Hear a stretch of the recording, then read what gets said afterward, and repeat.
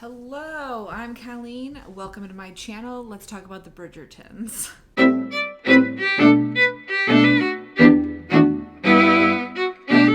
This will have slight spoilers, obviously, because I am going to talk about who these people end up with. So if you really don't want to know, either going into a book or going into the show, who these characters might end up with, don't watch this video. Please, don't spoil yourself. Thank you. So it is almost time for season 2 of Bridgerton to come out on Netflix. And as someone who has read the books, I thought it'd be fun to tier rank them before the show starts. Now, I started reading the Bridgerton books right after they announced the series. I had heard of it, heard of the books, heard of Julia Quinn, but I had never read them. And then I thought to myself, I'm really going to want to read these before I watch the series, so I should start now. So I think I started reading them, like a year and a half before the series started. I just finished this series like 2 days ago. So I did stretch it out kind of far. You know, there are 8 books, but, sometimes I can read 8 books, in like 2 months. But I did, kind of take my time with the series. So let's talk about how I liked them. I was going to just rank these, 8th to best, but there's 3 books that I really see on the same level. So they will be a tied place because they all kind of do the same thing for me. The rest, I do a very specific order for how much I like them. So let's start with number 8 because we got to start with the worst. And that is It's in His Kiss, which is number 7, which is Hyacinth's book. And I have to be honest, I really didn't like this one, to the point that I almost didn't read the 8th book, which I did, and I'm glad I did. It just didn't do anything for me. I don't really like Hyacinth, and I haven't really liked her throughout the series, so that made it a little more difficult to get into her book.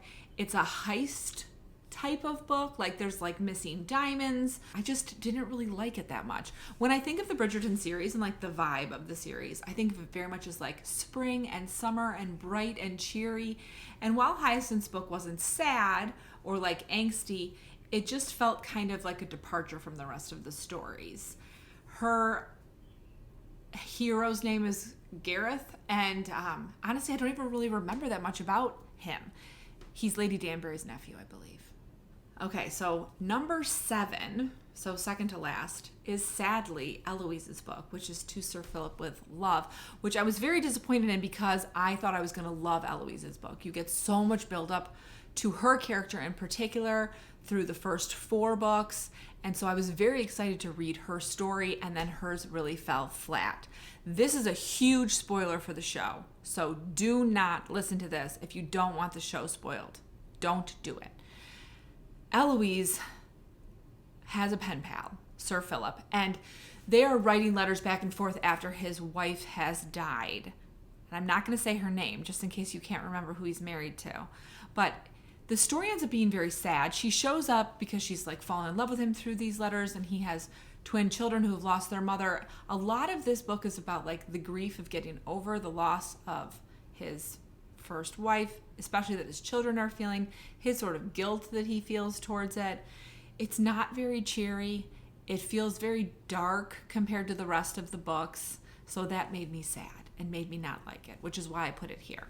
My 6th favorite, my 6th place book in the series is The Duke and I, which is book 1, Daphne and Simon's book.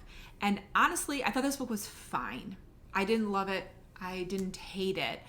You can tell it was written a long time ago, which if you've seen the series and like that scene that happens, that's very questionable and wouldn't be in a romance novel that was written in the 2020s, is way worse in the book. So if that was uncomfortable for you to watch, I would definitely not recommend reading this book. But the good thing about this series is I feel like you don't necessarily have to read all these books, and you can skip around. If you don't care knowing who the person ends up with, which is pretty obvious because they're dual POV, then I think it's fine to skip around. I'm in several romance book groups, and I don't know if I would have continued with this series if I didn't hear that like so many other books in the series were so good. I might have just stopped after this one because it was like a fine read. It wasn't anything spectacular, but we get some that are spectacular. Okay, so next we have my 3 books that are kind of all on the same level. So this is a 3rd, 4th, 5th workplace tie, I guess is what you'd say. And they are An Offer from a Gentleman, which is Benedict and Sophie's book. On the Way to the Wedding, which is Gregory and Lucy's book, which is number 8 that I just read. And Romancing Mr. Bridgerton, which is Colin and Penelope's book, which I know is a lot of people's favorite, but just wasn't mine. So quick background on all of them. Benedict and Sophie's book is sort of like a Cinderella retelling. We get Benedict and Sophie meet years before it takes place at a masquerade ball. Sophie's in disguise, and he sort of falls in love with her, but he doesn't know what she really looks like, and he's always kind of holding out hope to find her again. In real life, Sophie's the illegitimate daughter of a dead nobleman, and she's treated extremely poorly by her stepmother and stepsisters. And I liked this book. I thought it was pretty good. There's like a sick bed in it, which it's a trope I'm trash for. So that really puts it up higher in my mind because of that. I do also like Benedict as a person. And I also think that this might have been shadowed by the fact that I read this book after the cast pictures had come out. And so I knew what the actor playing Benedict was going to look like. So I was very excited because I do find him such a cutie.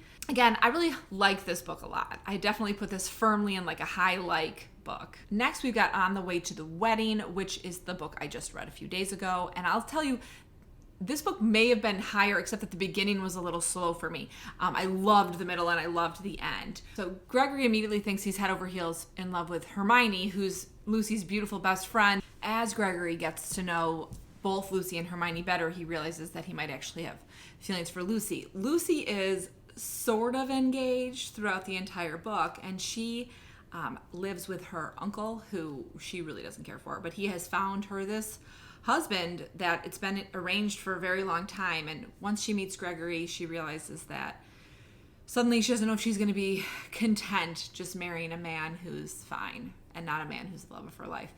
It's a very exciting conclusion.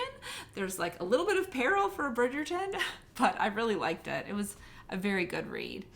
And then lastly on this tier, I have Romancing Mr. Bridgerton, which is Colin and Penelope's story, which I was surprised. A lot of people, this is their favorite. And I liked it well enough. I think Penelope's a great heroine. Colin's just not my favorite hero, so I think that's part of the reason I don't have it higher. Also, this book is going to be interesting for viewers because not this whole book, but a good portion of this book is about revealing who Lady Whistledown is, which they obviously did at the end of the first series, the first season. So I don't know exactly how they're going to figure out this season when they're writing it. An interesting thing about these books also is a couple of these books happen at the same time, and you don't necessarily know that during, like, when you're reading them. So like Colin and Penelope and Eloise's book happen sort of at the same time. They definitely overlap quite a bit.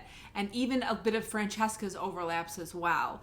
So that'll be an interesting thing to see how they figure that out. If they're going to really focus on one couple or if they're going to kind of intersperse between their stories throughout the seasons, which they might do. Okay, so now we're off that tier where they're all even. And we're on to my second favorite book, which is Francesca'S Book, which is called When He Was Wicked. And I like Francesca'S Book a lot because I think Julia Quinn did a really good job on kind of a hard love story. We begin, and Francesca is married. And she is married to a man whose name I can't remember right now, but his last name is Sterling. And we meet Sterling's cousin, Michael, and he sees Francesca before their wedding, and he realizes that he's in love with her. And then we jump 2 or 3 years, I can't remember exactly how many, and Michael is Francesca and her husband's best friend, basically, and he's still in love with her, but what's he gonna do? And then one night, his cousin, who Francesca is in love with, goes to bed, and he dies.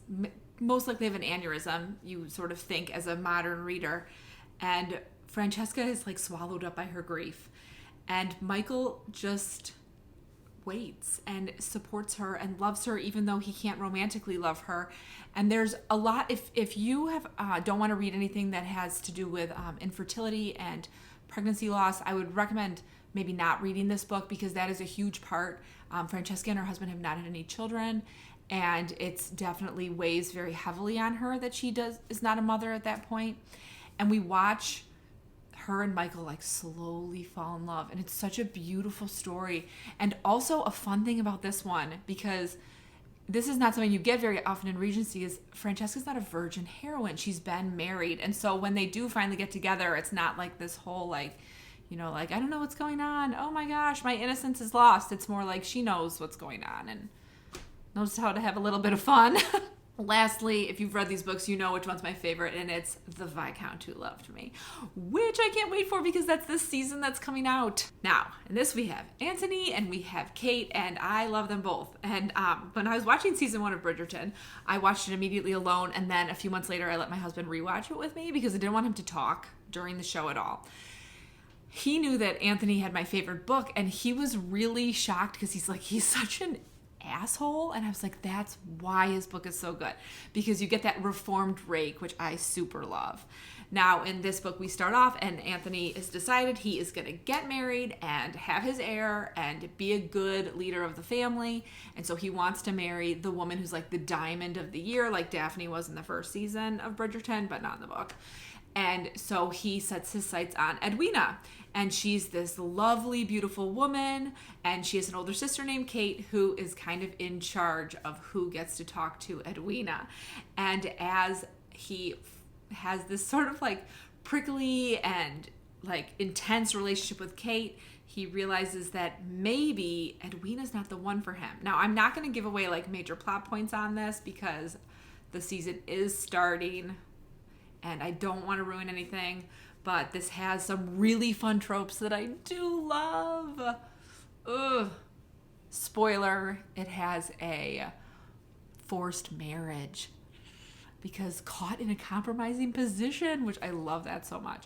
And I will have to say, and I'm so excited for them to do this on the show because I really hope they do it well. Their like wedding night is one of my favorite like wedding night scenes I've ever read, because it's just like so, the emotional stuff in it is so good. It's so good. I mean, the physical stuff's good too, but the emotional stuff in it is really, really good. So thank you for sticking around and listening to me talk about the Bridgerton books and how much I love The Viscount Who Loved Me. If you are still here, thank you for staying this long. And what is your favorite Bridgerton book, and what's your least favorite Bridgerton book? Because I know in like a couple of my romance book groups, we've talked a lot about how we personally rank these books, and a lot of people have very different favorites. I've never met anyone whose favorite is Hyacinth, so if yours is, please tell me, and tell me what you love about it, because I'm always curious, because I know like books are written for all different people, and I want to know someone's who's Hyacinth's favorite. I also don't know anyone who's Eloise's favorite. In my romance book group, a couple days ago, we were talking about how a lot of people didn't like Eloise's book because they always felt like Eloise was in love with Penelope. And we were then discussing that if the series was written now rather than when it was, would Eloise and Penelope have ended up together? I don't know, maybe. I hope you are in the middle of a good book, about to start reading a good book, or about to start writing a great book. See you soon, and enjoy season 2 of Bridgerton.